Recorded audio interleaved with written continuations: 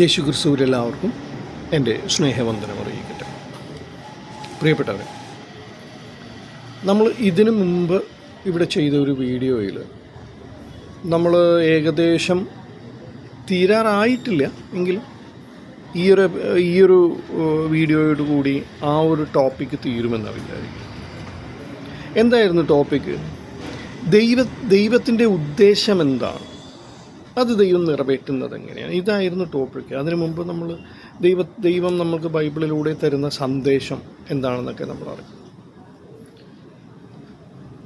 അപ്പോൾ എനിക്ക് തോന്നുന്നു കഴിഞ്ഞ പ്രാവശ്യം നമ്മൾ എടുത്തത് ഉൽപ്പത്തി 3:15 വരെ നമ്മൾ വായിച്ചു. 3:15 എടുത്തത്. നമുക്കിനി അതിൻ്റെ കണ്ടിന്യൂവേഷനായിട്ട് നമ്മൾക്ക് പ്രവൃത്തികളിലേക്കൊന്ന് പോകാം. അപ്പോസ്തല പ്രവൃത്തികൾ 32 മുതൽ 36 വരെ നമുക്കൊന്ന് വായിച്ച് നോക്കാം. അത് എന്താണ് ദൈവം ഇവിടെ പറയുന്നത് എന്നുള്ളതൊന്ന് നോക്കാം.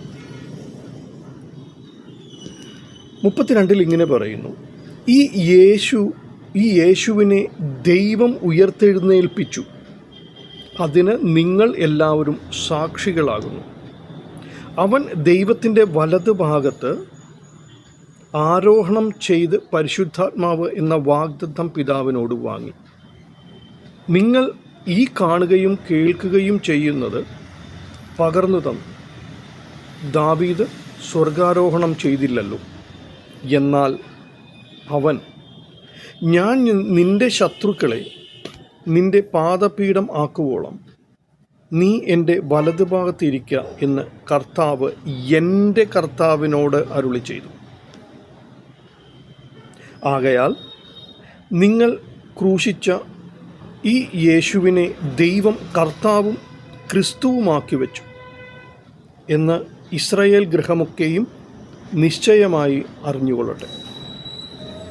ഇവിടെ നമുക്ക് ചിന്തിക്കേണ്ട 2 കാര്യങ്ങളുണ്ട്. ദൈവത്തിൻ്റെ വലതുഭാഗത്താണ് യേശുവിൻ്റെ സ്ഥാനം. അപ്പോൾ നിങ്ങൾ ചിന്തിക്കുന്നത്, ദൈവം എന്ന് പറയുന്ന ഒരു ശക്തി വേറെ, യേശു എന്ന് പറയുന്ന ഒരു ശക്തി വേറെ. അങ്ങനെ വരുമ്പോൾ 2 ദൈവങ്ങളുണ്ടോ എന്നുള്ളൊരു ചിന്ത ഇവിടെ വരും. ചിന്ത സ്വാഭാവികമാണ്. ഇതിൽ പറഞ്ഞിരിക്കുന്നതും ഏകദേശം നമുക്ക് അങ്ങനെ ചിന്തിക്കുന്ന ഒരു രീതിയിലാണ്. നമുക്ക് എന്താണ്, ഈ യേശുവിനെ ദൈവം ഉയർത്തെഴുന്നേൽപ്പിച്ചു. അപ്പോൾ 2 യേശുവെന്ന് ദൈവമെന്ന് ഉയർത്തെഴുന്നേൽപ്പിച്ചു, അതിന് ഞങ്ങളെല്ലാവരും സാക്ഷികളാകുന്നു. അന്നത്തെ ജനങ്ങൾ അതിൽ പലരും സാക്ഷികളാകുന്നു. അവൻ ദൈവത്തിൻ്റെ വലതുഭാഗത്തേക്ക് ആരോഹണം ചെയ്തത് പരിശുദ്ധാത്മാവ് എന്ന വാഗ്ദത്തം പിതാവിനോട് വാങ്ങി. അപ്പോൾ യേശു ദൈവത്തിൻ്റെ വലതുഭാഗത്തേക്ക് ആരോഹണം ചെയ്തത് പരിശുദ്ധാത്മാവിനാലാണ്. അപ്പോൾ ആത്മാവ് എന്ന് പറയുന്നൊരു സംഭവം അവിടെയുണ്ട്. ഓക്കെ, ഈ പരിശുദ്ധാത്മാവ് അല്ലെങ്കിൽ ആത്മാവ് എന്ന് പറയുന്നത് ആർക്കാണ്? നോർമലി നമ്മൾ പറയുന്നുണ്ട് ആത്മാവ് എന്ന് പറയുന്നത് എല്ലാവർക്കും ഉണ്ട് എന്ന് പറയും. പക്ഷേ എല്ലാവർക്കും ഉള്ളതായിട്ടില്ല. കാരണം നമ്മുടെ ശരീരത്തിൽ ജീവനുള്ളപ്പോൾ ആത്മാവുണ്ട്, ജീവനില്ലാത്തപ്പോൾ ആത്മാവില്ല. അതെവിടെയോ പോയി. ഇത് ബൈബിളിൻ്റെ വേറൊരു വചനത്തിൽ സങ്കീർത്തനങ്ങളിലാണ് തോന്നുന്നു പറയുന്ന ഇങ്ങനെ ഒരു കാര്യം പറയുന്നുണ്ട്. ജ്ഞാനിയായിട്ടുള്ള ഏറ്റവും വലിയ ഒരു വ്യക്തിയായിട്ട് കണ്ടിരുന്നത് ശലോമോൻ അല്ലെങ്കിൽ സോളമൻ എന്ന് പറയുന്ന വ്യക്തിയാണ്. അദ്ദേഹം പറയുന്നുണ്ട്, ആത്മാവ് സ്വർഗത്തിലേക്കോ നരകത്തിലേക്കോ ആർക്കറിയാം? മൃഗത്തിൻ്റെ വേറെയും, മൃഗത്തിൻ്റെ ആത്മാവ് താഴേക്കും മനുഷ്യരുടെ ആത്മാവ് സ്വർഗത്തിലേക്കുമോ ആർക്കറിയാമെന്ന് കഴിയുന്നത് പുള്ളിക്ക് പോലും അറിയില്ല എന്നുള്ളതാണ് അവിടെ പറയുന്നത്. അത് വേറൊരു ടോപ്പിക്കാണ്, നമുക്ക് അതിനകത്തേക്ക് വരാം. നമ്മൾ ആ ടോപ്പിക്കിലേക്ക് പോയാൽ ഇത് നമ്മൾ തീരത്തില്ല. പല സാഹചര്യങ്ങളിലും നമ്മൾ വേറെ ഒരുപാട് പറയേണ്ട സാഹചര്യം വരുമ്പോൾ നമ്മളത് പയ്യെ മാറ്റി വെച്ചിട്ട് ഈ ടോപ്പിക്ക് തീർക്കാൻ വേണ്ടിയിട്ടാണ് ശ്രമിക്കുന്നത്. ഓക്കെ, അപ്പോൾ അങ്ങനെ ഇരിക്കുന്ന സാഹചര്യത്തിലാണ് നമ്മൾ എന്നിട്ട് നമ്മൾ ഇതെന്താ, പരിശുദ്ധാത്മാവ് എന്ന വാഗ്ദത്തം പിതാവിനോട് വാങ്ങി. നിങ്ങൾ ഈ കാണുകയും കേൾക്കുകയും ചെയ്യുന്നത് പകർന്നു തന്നു. ദാവീദ് സ്വർഗാരോഹണം ചെയ്തില്ലല്ലോ, ഇല്ലേ? ദാവീദ് സ്വർഗാരോഹണം ചെയ്തിട്ടില്ല. ഞാൻ നിൻ്റെ ശത്രുക്കളെ നിൻ്റെ പാദപീഠമാക്കുവോളം നീ എൻ്റെ വലതുഭാഗത്തിരിക്കുക എന്ന് കർത്താവ് എൻ്റെ കർത്താവിനോട്. അപ്പോൾ ഇവിടെയും നമ്മൾക്ക് നേരത്തെ പറഞ്ഞ ചിന്ത വരും. അപ്പോൾ കർത്താവ് വേറെ, എൻ്റെ കർത്താവ് വേറെ, അങ്ങനെയാണോ എന്നുള്ളൊരു ചിന്ത വരും. ഞാൻ പറഞ്ഞു നമുക്ക് ആ ടോപ്പിക്ക് വേറെ എടുക്കാം. ഈ ടോപ്പിക്ക് ഇപ്പോൾ തീരട്ടെ, എന്നിട്ട് നമുക്ക് അതെടുക്കാം. എന്നിട്ട് എന്താണ് പറയുന്നത്? ആകയാൽ നിങ്ങൾ ക്രൂശിച്ച, കുരിശിൽ തറച്ച എന്ന അർത്ഥമാണോ അവിടെ വരുന്നത്? ക്രൂശിക്കുക എന്ന് പറഞ്ഞാൽ നമ്മൾ പറയാറില്ലേ, അവനെ ക്രൂശിച്ചു, എന്നെ ഇങ്ങനെ ക്രൂശിക്കല്ലേ എന്നൊക്കെ നമ്മൾ പറയാറുണ്ട്. അത് കുരിശിൽ തറച്ചു എന്നുള്ളൊരു മീനിങ് ആണോ അവിടെ വരുന്നത്? എൻ്റെ അറിവിലല്ല. കാരണം അതിന് നമ്മൾ ചരിത്രപരമായിട്ട് കുരിശ് എന്ന് പറയുന്ന ഒരു വസ്തുവിൻ്റെ ചരിത്രപരമായിട്ടും ബൈബിൾ പരമായിട്ടും നമ്മളൊന്ന് നീങ്ങിയാലാണ് നമ്മൾക്കത് മനസ്സിലാവുള്ളൂ. ഇത് കഴിഞ്ഞിട്ട് നമ്മൾ കുരിശിലേക്കാണ് വരുന്നത്. വരാം, ഓക്കെ. എന്നിട്ട് പറയുന്നു, ദൈവം കർത്താവും ക്രിസ്തുവുമാക്കി വെച്ച. അപ്പോൾ ഞാൻ നേരത്തെ പറഞ്ഞു ദൈവം കർത്താവും ക്രിസ്തുവുമാക്കി വെച്ച. ഈ യേശുവിനെ കർത്താവ് എന്ന് വിളിക്കുന്നത് എന്തുകൊണ്ടാണ് എന്ന് ചോദിച്ചാൽ, എബ്രായറിൻ്റെ ലേഖനത്തിൽ 1-ാം അധ്യായം ഒന്ന് വായിച്ചാൽ നിങ്ങൾക്ക് ഏകദേശം മനസ്സിലാവും.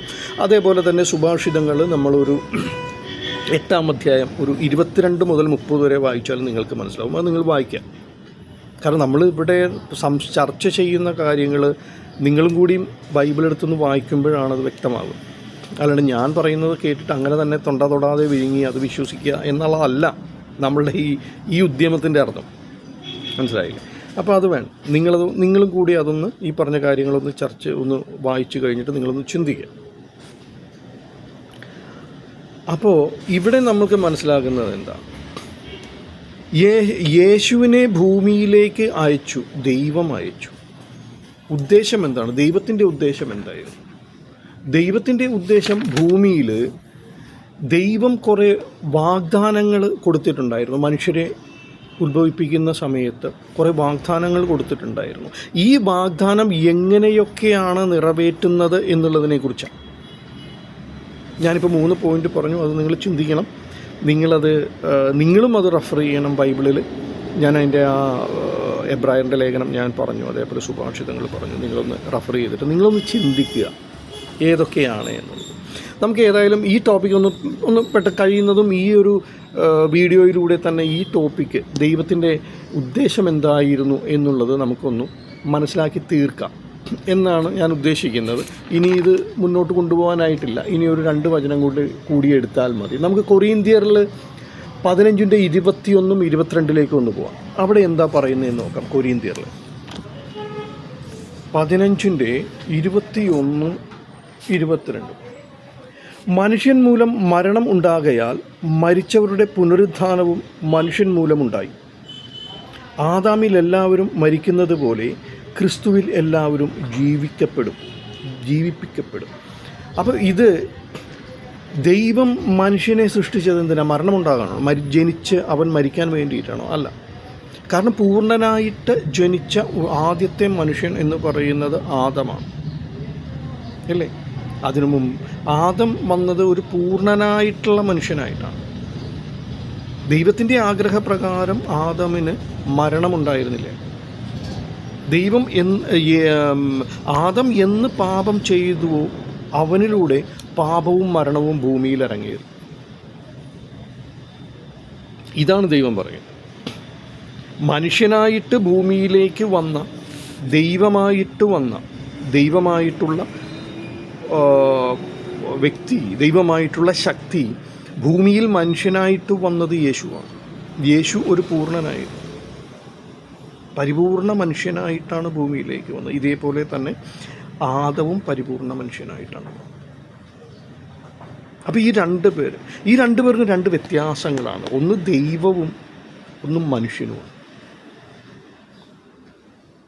അപ്പോൾ ഭൂമിയിൽ പാപം ഉണ്ടായിരുന്നില്ല, പക്ഷെ പാപം കടന്നു വന്നു. എങ്ങനെ?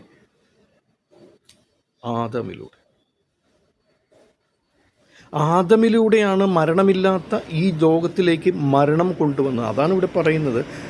മനുഷ്യൻ മൂലം, ഈ മനുഷ്യൻ ആരാണ്? ആദമാണ്. മരണമുണ്ടാകയാൽ മരിച്ചവരുടെ പുനരുത്ഥാനവും മനുഷ്യൻ മൂലമുണ്ടായി. ഇല്ലേ?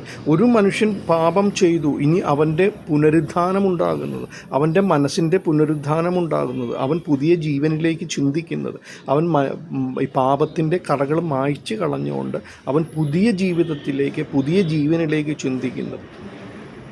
ഓക്കെ, എല്ലാവരും മരിക്കുന്നത് പോലെ ക്രിസ്തുവിൽ എല്ലാവരും ജീവിപ്പിക്കപ്പെടും. അപ്പോൾ ക്രിസ്തുവിൽ ജീവിപ്പിക്കപ്പെടും എന്ന് പറയുമ്പോൾ ഒരു മനുഷ്യൻ്റെ രണ്ടാമത്തെ ഒരു ജീവിതത്തെക്കുറിച്ചല്ല അവിടെ പറയുന്നത്. പാപം ചെയ്തു, അവൻ ചിന്തിച്ച് നല്ല രീതിയിൽ ജീവിച്ച് ക്രിസ്തുവിലൂടെ, ക്രിസ്തുവിൻ്റെ പാതയിലൂടെ അവൻ മുന്നോട്ട് പോകുമ്പോൾ ക്രിസ്തുവിൽ അവൻ ജീവിപ്പിക്കപ്പെടും. അപ്പോൾ രണ്ടാമത് ജനിച്ച് അവൻ ഇവിടെ രണ്ടാമതൊരു ജന്മമുണ്ട് എന്നുള്ള ചിന്തകളൊന്നും അല്ല അവിടെ പറയുന്നത്. ഓക്കെ, ഇനി നമുക്ക് ഇതൊക്കെ എന്താണ് പറയുന്നത്? ദൈവത്തിൻ്റെ ഭൂമിയിൽ മനുഷ്യരെ കൊണ്ടുള്ള ആഗ്രഹങ്ങൾ, ആവശ്യങ്ങൾ ഭൂമിയിൽ, അതാണ് ഈ പറയുന്നത്. ദൈവത്തിൻ്റെ ഉദ്ദേശങ്ങൾ. ദൈവം ഭൂമിയിൽ മനുഷ്യനെ സൃഷ്ടിച്ചപ്പോൾ, അത് പാപം ചെയ്തു കഴിഞ്ഞപ്പോൾ ഉണ്ടായ സംഭവങ്ങളും അതിൻ്റെ ഉദ്ദേശങ്ങളുമാണ് ഈ പറയുന്നത്. മനുഷ്യനെ സൃഷ്ടിച്ചു കഴിഞ്ഞാൽ സൃഷ്ടിക്കുന്നതിന് തന്നെ ദൈവത്തിന് ഉദ്ദേശങ്ങളുണ്ട്. അത് എത്ര ദിവസങ്ങൾ കൊണ്ടാണ് ഓരോ കാര്യങ്ങളും സൃഷ്ടിച്ചത് എന്നൊക്കെ നമുക്കറിയാം. അതൊക്കെ വേറെ ടോപ്പിക്കാണ്. എത്ര ദിവസങ്ങൾ കൊണ്ടെന്ന് പറഞ്ഞാൽ കണ്ടിന്യൂസ് ആയിട്ടുള്ള 1-ാം ദിവസം, 2-ാം ദിവസം, 3-ാം ദിവസം, 4-ാം ദിവസം അങ്ങനെയല്ല. അത് ഓരോ ഘട്ടങ്ങളായിട്ടാണ്. അതൊക്കെ നമ്മൾ കുറച്ച് കഴിയുമ്പോൾ നമുക്കതൊക്കെ ചർച്ച ചെയ്യാം നമുക്ക്. ഓക്കെ, ഇനി നമുക്ക് ഇവിടെ എന്താണ് അടുത്തത്? നമുക്ക് ഏത് ഭാഗത്തേക്കാണ് പോകേണ്ടത്? വെളിപാട് 12-ാം അധ്യായത്തിലേക്ക് നമുക്കൊന്ന് പോവാം. വെളിപാട് 12-ന്റെ 7 മുതൽ 9 വരെയുള്ള വാക്യങ്ങൾ നമുക്ക് അവിടെ ഒന്ന് പോയിട്ട് എന്താണ് പറയുന്നത് എന്ന് നോക്കാം. പിന്നെ സ്വർഗത്തിൽ യുദ്ധമുണ്ടായി, മിഖായേലും അവൻ്റെ ദൂതന്മാരും മഹാസർപ്പത്തോട് പടവെട്ടി. ഓക്കെ, തൻ്റെ ദൂതന്മാരുമായി മഹാസർപ്പവും പടവെട്ടി, ജയിച്ചില്ലതാണ്. സ്വർഗത്തിൽ അവരുടെ സ്ഥലം പിന്നെ കണ്ടതുമില്ല. ഭൂതലത്തെ മുഴുവൻ തെറ്റിച്ചു കളയുന്ന പിശാചും സാത്താനും എന്ന മഹാസർപ്പമായ പഴയ പാമ്പിനെ ഭൂമിയിലേക്ക് തള്ളിക്കളഞ്ഞു. അവൻ്റെ ദൂതന്മാരെല്ലാം അവനോടുകൂടെ തള്ളിക്കളഞ്ഞു. അപ്പോൾ ഞാൻ സ്വർഗത്തിൽ ഒരു മഹാശബ്ദം കേട്ടത്, ഇപ്പോൾ നമ്മുടെ ദൈവത്തിൻ്റെ രക്ഷയും ശക്തിയും രാജ്യവും അവൻ്റെ ക്രിസ്തുവിൻ്റെ ആധിപത്യവും തുടങ്ങിയിരിക്കുന്നു. ഓക്കെ, ഇനി 12-ാമത്തെ വചനം കൂടി എന്താ പറയുന്നതെന്നുള്ളത്. ആകയാൽ സ്വർഗവും അതിൽ വസിക്കുന്നവരുമായുള്ളവരെ ആനന്ദിപ്പിൻ, ഭൂമിക്കും സമുദ്രത്തിനും അയ്യോ കഷ്ടം, പിശാച് തനിക്ക് അല്പകാലമായുള്ളൂ എന്ന് അറിഞ്ഞ് മഹാക്രോധത്തോടെ നിങ്ങളുടെ അടുത്തേക്ക് ഇറങ്ങി വന്നിരിക്കും. അപ്പോൾ പിശാച് എവിടെ വന്നു? പിശാച് ഇപ്പോൾ എവിടെയുണ്ട്? ഭൂമിയിലുണ്ട്. ഈ പിശാചിനെ തളച്ചിടുന്ന ഒരു സമയം വരും. പഴയ പാമ്പിനെ, ഈ പഴയ പാമ്പ് ആയിട്ടുള്ള സാത്താൻ, ഈ സാത്താൻ നടമാടുന്ന കാലമാണ് ഇപ്പോൾ. അതുകൊണ്ടാണ് ഞാൻ നേരത്തെ ഒരിക്കൽ പറഞ്ഞു,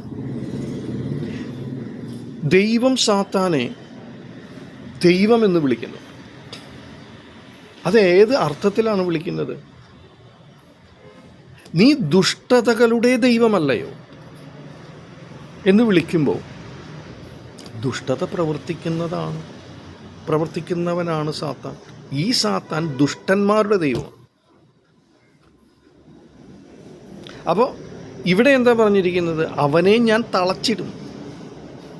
ഇനി സാത്താനെ തളച്ചിടുന്ന ഒരു കാലം വരുന്നു.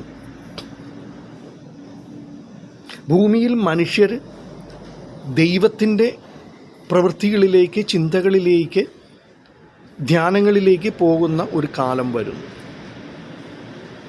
അല്ലേ? അതിൽ യേശു വീണ്ടും വരുവാനിരിക്കുന്നു. യേശു വീണ്ടും വരുന്നു. ദൈവത്തിൻ്റെ ഉദ്ദേശങ്ങളാണത്. ദൈവം നമ്മോട് പറഞ്ഞിരിക്കുന്ന, ദൈവം നമുക്ക് അറിയിച്ചു തന്നിരിക്കുന്ന, കൽപ്പിച്ചിരിക്കുന്ന ഉദ്ദേശങ്ങളും ദൈവത്തിൻ്റെ ആഗ്രഹങ്ങളും, അല്ലെങ്കിൽ ദൈവം ഇനി വരാൻ പോകുന്നു എന്ന് പറയുന്ന കാര്യങ്ങളുമൊക്കെയാണ്. ദൈവം ബൈബിളിലൂടെ പ്രവാചകന്മാരിലൂടെ പല മനുഷ്യരിലൂടെ ബൈബിൾ എഴുതിച്ചപ്പോൾ പരിശുദ്ധാത്മാവിൻ്റെ പ്രേരണയാൽ ബൈബിൾ എഴുതിച്ചപ്പോൾ ദൈവത്തിനൊരു ഉദ്ദേശമുണ്ടായിരുന്നു. എന്തായിരുന്നു ആ ഉദ്ദേശം? അത് ബൈബിളിലൂടെ ജനങ്ങളെ അറിയിക്കുന്നു. മനുഷ്യനെ സൃഷ്ടിക്കുമ്പോൾ തന്നെ ദൈവത്തിന് ഉദ്ദേശങ്ങളുണ്ട്. ആ ഉദ്ദേശം പക്ഷേ സാത്താൻ്റെ വരവ് മൂലം, സാത്താൻ്റെ പ്രവൃത്തി മൂലം അത് നഷ്ടപ്പെടുകയാണുണ്ടായി. അപ്പോൾ നമുക്ക് തോന്നും, അപ്പോൾ എല്ലാവരും ചിന്തിക്കും, അപ്പോൾ ദൈവത്തിനെ കടത്തി വെട്ടിക്കൊണ്ടാണോ സാത്താൻ ഭൂമിയിലേക്ക് വന്നതും ദൈവത്തിൻ്റെ ആ ഒരു നന്മയുള്ള ഭൂമി നഷ്ടപ്പെടുത്തിയോ? അവിടെയാണ് നമ്മൾ ചിന്തിക്കേണ്ടത്. പഴയ പാമ്പാരായിരുന്നു? സാത്താനായിരുന്നു. പഴയ പാമ്പ് വന്നിട്ട് ആദമിനോട് അല്ലെങ്കിൽ ഹവ്വയോട് വന്നിട്ട് കാര്യങ്ങൾ പറഞ്ഞു പ്രലോഭിപ്പിച്ചപ്പോൾ ദൈവത്തിന് വേണമെങ്കിൽ അത് തടയാമായിരുന്നില്ലേ എന്ന് പലരും ചോദിക്കും. ആ ഒരു വൃക്ഷം ആ തോട്ടത്തിൻ്റെ നടുവിൽ വെച്ചതെന്തിനാണ്? പലരും ചോദിക്കും. ദൈവത്തിന് അവിടെ ആ ഒരു വൃക്ഷം വയ്ക്കാതിരുന്നാൽ പോരായിരുന്നു. ആ സാത്താൻ പറഞ്ഞപ്പോൾ ദൈവത്തിന് ആ പ്രലോഭനത്തിൽ നിന്ന് ഇവരെ ഒഴിവാക്കാമായിരുന്നില്ലേ? ചോദിക്കും, ഇഷ്ടംപോലെ ആൾക്കാർ ചോദിക്കും. സ്വാഭാവികമാണ്. അവിടെയാണ് സ്വതന്ത്ര ചിന്താ പ്രവർത്തന ബോധം, അതായത് ഒറ്റ വാക്കിൽ ഇംഗ്ലീഷിൽ പറയുമ്പോൾ ഫ്രീ വിൽ എന്ന് പറയുന്നൊരു സാധനം, ഇത് നമുക്ക് ദൈവം തന്നത്. നമ്മൾക്ക് നമ്മുടെ ചിന്തയനുസരിച്ചിട്ട് നമുക്ക് പ്രവർത്തിക്കാം. നമ്മുടെ ബോധത്തിലൂടെ നമുക്ക് പ്രവർത്തിക്കാം. അതിൻ്റെ ശിക്ഷ ശരിയായാലും തെറ്റായാലും അതിൻ്റെ ഗുണം നമ്മൾ തന്നെ അനുഭവിക്കാം. എല്ലാം ദൈവമാണ് തീരുമാനിക്കുന്നത് എങ്കിൽ നമ്മളൊക്കെ ഇങ്ങനെ ഒരു ഒരു റോബോട്ടായിട്ട് അങ്ങ് നടന്നാൽ പോരെ. ആ ഒരു ലെവലിലേ വരുള്ളൂ. എല്ലാം ദൈവമാണ് ചിന്തിക്കുന്നത്, ദൈവമാണ് നമ്മളെ കൊണ്ട് എല്ലാം പ്രവർത്തിപ്പിക്കുന്നത് എങ്കിൽ. ദൈവം അങ്ങനെയല്ല. ദൈവം പറയുന്നു, നീ ചിന്തിക്കുക, നീ പ്രവർത്തിക്കുക, അതിൻ്റെ ഗുണം നീ എടുക്കുക. നമുക്ക് ചിന്തിക്കാനും പ്രവർത്തിക്കാനുമുള്ള എല്ലാ സർവ്വ സ്വാതന്ത്ര്യവും തന്നിട്ടാണ് ദൈവം നമ്മളെ ഭൂമിയിലേക്ക് അയച്ചത്. അപ്പോൾ ദൈവത്തിൻ്റെ ഒരു കടമ എന്താണെന്ന് വെച്ചാൽ, നമ്മൾ ചിന്തിക്കുന്നതും പ്രവർത്തിക്കുന്നതും നല്ല രീതിയിലാണെങ്കിൽ ദൈവത്തിൻ്റെ സപ്പോർട്ട് നമുക്കുണ്ടാവും. ചിലരൊക്കെ പണ്ടൊക്കെ പല കാരണവന്മാരും പറഞ്ഞു കേട്ടിട്ടുണ്ട്, താൻ പാതി ദൈവം പാതി. അതെ, അത് തന്നെ. നമ്മൾ നമ്മുടെ ഡ്യൂട്ടി ചെയ്യുക. ദൈവം അതിനെ അനുഗ്രഹിക്കേണ്ടതാണെങ്കിൽ ആ കർത്തവ്യത്തെ അനുഗ്രഹിക്കും. അനുഗ്രഹിക്കേണ്ടതല്ല എങ്കിൽ ഇല്ല, ദുഷ്ടത ദൈവം അനുഗ്രഹിക്കത്തില്ല.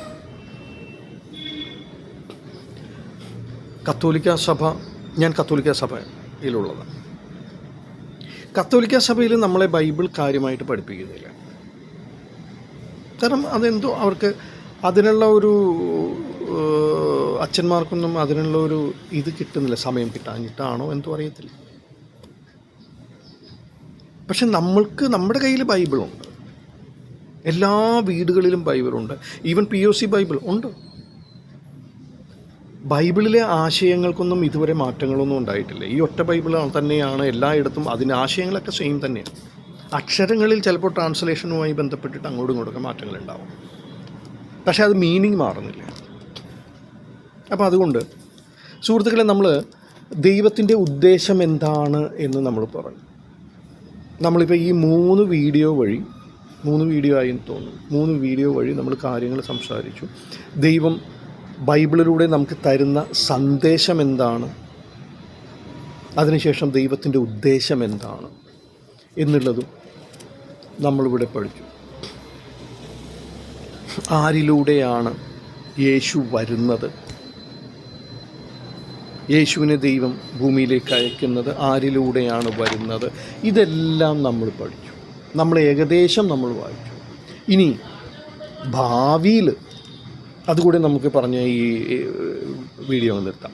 ഭാവിയിൽ ഇപ്പോൾ ദൈവത്തിൻ്റെ സന്ദേശം എന്താണ്, ഉദ്ദേശം എന്താണ്, യേശു വരുന്നത് എങ്ങനെയാണ്, ഇത് നമ്മൾ ഏകദേശം ചർച്ച ചെയ്തു. ഇനി ഭാവിയിൽ എന്ത് സംഭവിക്കും? നമ്മളിപ്പോൾ ഈ വായിച്ച വചനത്തിൽ, ഇപ്പോൾ അവസാനം വായിച്ച വചനത്തിൽ തന്നെ നമുക്ക് ഏകദേശം മനസ്സിലായി. ഭാവിയിൽ യേശു വരും, പിശാചിനെ അടക്കി നിർത്തും. യേശുവിൻ്റെ കുറച്ച് നാളത്തെ ഒരു പദ്ധതികൾ ഇവിടെ വരും, അല്ലേ? ഇത് നമ്മൾ ഏകദേശം അതിൽ നിന്ന് ചെറിയൊരു രൂപം നമുക്ക് കിട്ടി. ഇനി ഇതിനകത്ത് പറയുന്നത്, യേശു ഏകദേശം 1000 വർഷത്തേക്ക് ഇനി യേശുവിൻ്റെ വരവ് ഭൂമിയിലുണ്ടാവും, യേശുവിൻ്റെ ഭരണമായിരിക്കും എന്ന് പറയും.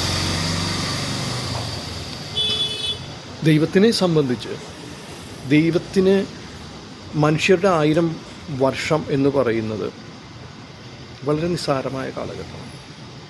ബൈബിൾ വഴി നോക്കുമ്പോൾ അത് പറയുന്നത് യാമത്തിൻ്റെ കണക്കുകളിലേക്ക് പോകേണ്ടി വരും. ഒരു യാമമാണ് മനുഷ്യരുടെ 1000 വർഷത്തിന് സമമെന്നാണ് പറയുന്നത്.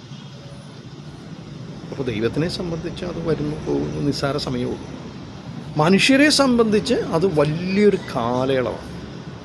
അപ്പോൾ എന്താ പറയുന്നത്, 1000 വർഷത്തേക്ക് ഭൂമിയിലേക്ക് വരും, എന്നിട്ട് സാത്താൻ്റെ തല തകർക്കും. നിഷ്ക്രിയമാക്കി വെച്ചിരിക്കുന്ന സാത്താൻ്റെ തല തകർത്തിട്ട് ആ സാത്താനെ നശിപ്പിക്കുമെന്നാണ് പറയുന്നത്. ഇതൊക്കെ അതായത് ഭൂമിയിൽ സാത്താനിക പ്രവർത്തനങ്ങൾ ഇല്ലാതാവും. ഓക്കെ, എന്നിട്ട് എന്താണ് പറയുക, അങ്ങനെ ഭൂമിയിലേക്ക് മനുഷ്യരെയും കുറിച്ച് പിതാവായ ദൈവത്തിൻ്റെ തുടക്കത്തിലുണ്ടായിരുന്ന ഉദ്ദേശം നിറവേറും. പിതാവായ ദൈവത്തിന് തുടക്കത്തിലുണ്ടായിരുന്ന ഉദ്ദേശം എന്താണ്? ഇവിടെ മരണമുണ്ടാകരുത്, പാപമുണ്ടാകരുത്, എല്ലാവരും സന്തോഷമായിട്ട് സമൃദ്ധിയിൽ ജീവിക്കുക എന്നുള്ളതാണ്. ആ ആഗ്രഹം, ആ ദൈവത്തിൻ്റെ ആഗ്രഹം അത് നിറവേറും എന്നാണ്. അതിന് യേശു ഒരിക്കൽ കൂടെ വരും. നമ്മളിപ്പോഴും വിശ്വസിക്കുന്നുണ്ട്. ഞാനൊക്കെ എപ്പോഴും ആൾക്കാരെ പലരുടെയും വിഷ് ചെയ്യുമ്പോൾ ഞാൻ പറയാറുണ്ട്, വീണ്ടും വരുവാനിരിക്കുന്ന യേശു ക്രിസ്തുവിൻ്റെ അതിപരിശുദ്ധമായ നാമം വാഴ്ത്തപ്പെടട്ടെ എന്നൊക്കെ ഞാൻ പറയും. ഞാൻ പലരെയും വിഷ് ചെയ്യുന്നതുമൊക്കെ അങ്ങനെയാണ്. പല സംസാരങ്ങളൊക്കെ വരുമ്പോൾ, ചിലടത്ത് സംസാരിക്കുമ്പോൾ ഞാൻ വിഷ് ചെയ്യുന്നത് തുടക്കം അങ്ങനെയാണ്. അപ്പോൾ അങ്ങനെയൊക്കെ നമ്മൾ ചെയ്യാറുണ്ട്. ഇനി പിന്നെ എന്താണ് പറയുന്നത്, ദൈവത്തെ നിന്ദിച്ച് സംസാരിക്കുകയും ദൈവത്തെ നിന്ദിച്ച് പ്രവർത്തിക്കുകയും ഒക്കെ, അത് പാപങ്ങൾ. ദൈവത്തിനെതിരായി പാപങ്ങളെല്ലാം ദൈവത്തിനെതിരാണ്, ദുഷ്ടതകളെല്ലാം ദൈവത്തിനെതിരാണ്. ആ പ്രവൃത്തികളൊക്കെ നിൽക്കും എന്നൊക്കെയാണ് പറയുന്നത്. അപ്പോൾ അതിന് നമ്മൾക്ക് വെളിപാടിലേക്കും നമ്മൾക്ക് പോകേണ്ട ആവശ്യങ്ങളുണ്ട്. വെളിപാടിലേക്ക് നമുക്ക് പോവുകയാണെന്നുണ്ടെങ്കിൽ 1 മുതൽ 3 വരെ നമുക്ക് പോവാം. അതേപോലെ 10-ാം വചനം, 20-ന്റെ 10-ാം വചനം, 21-ന്റെ 3-ഉം 4-ഉം വചനങ്ങൾ നമുക്ക് വേണമെങ്കിൽ അതുകൂടെ എടുത്തിട്ട് അതുകൂടെ ജസ്റ്റ് നമുക്കൊന്ന് നോക്കാം.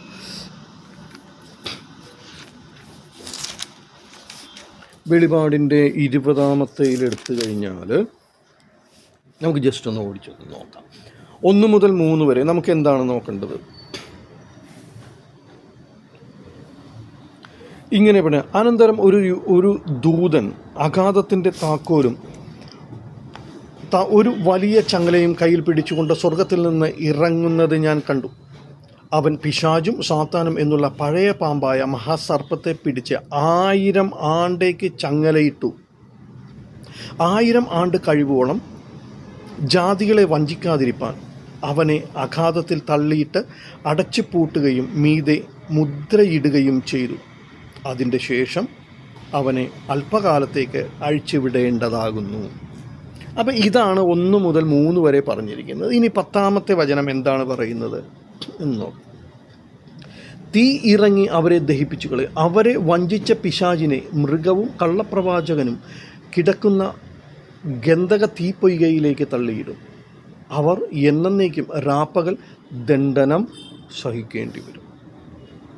ഇനി ഒരെണ്ണം കൂടി നമുക്ക് വായിക്കാം. 21-ാമത്തെ അധ്യായത്തിൻ്റെ 3-ഉം 4-ഉം വചനങ്ങൾ കൂടെ നമുക്കൊന്ന് വായിക്കാം. എന്താണ് പറയുന്നത്? സിംഹാസനത്തിൽ നിന്ന് ഒരു മഹാശബ്ദം പറയുന്നതായി ഞാൻ കേട്ടത്, ഇതാ മനുഷ്യരുടെ കൂടെ ദൈവത്തിൻ്റെ കൂടാരം, അവൻ അവരോട് കൂടെ വസിക്കും, അവർ അവൻ്റെ ജനമായിരിക്കും. ദൈവം താൻ അവരുടെ ദൈവമായി അവരോടുകൂടെയിരിക്കും. അവൻ അവരുടെ കണ്ണിൽ നിന്ന് കണ്ണുനീരെല്ലാം തുടച്ചു കളയും. അപ്പോൾ ഇവിടെ വ്യക്തമായിട്ട് കാര്യങ്ങൾ പറയുന്നു. ഭാവിയിൽ ദൈവം വരാൻ പോകുന്നു, യേശു വരും, യേശു വന്ന് മനുഷ്യരെ ഏത് രീതിയിൽ, സർപ്പത്തെ ഏത് രീതിയിൽ ശിക്ഷിക്കും, ഈ ഭൂമിയിൽ നിന്ന് സർപ്പത്തിൻ്റെ ആധിപത്യം വിടുവിക്കും എന്നൊക്കെ പറയുന്നു. അപ്പോൾ സുഹൃത്തുക്കളെ, നമ്മൾ ഏകദേശം ദൈവത്തിൻ്റെ ഉദ്ദേശം നമുക്ക് ഏകദേശം മനസ്സിലായി.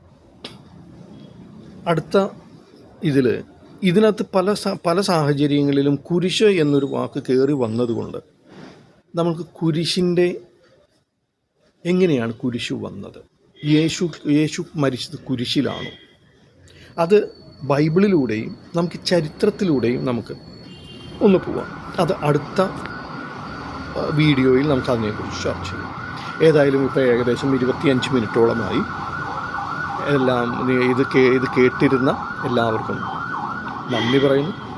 സുഹൃത്തുക്കളെ, ദൈവത്തിൻ്റെ അനുഗ്രഹം എപ്പോഴും എല്ലായ്പ്പോഴും നിങ്ങളുടെ കൂടെ ഉണ്ടായിരിക്കട്ടെ. നിങ്ങളുടെ ഭവനങ്ങളിലും ദൈവം സമൃദ്ധമായി അനുഗ്രഹം ചൊരിയുമാറാകട്ടെ. നന്ദി, നമസ്കാരം.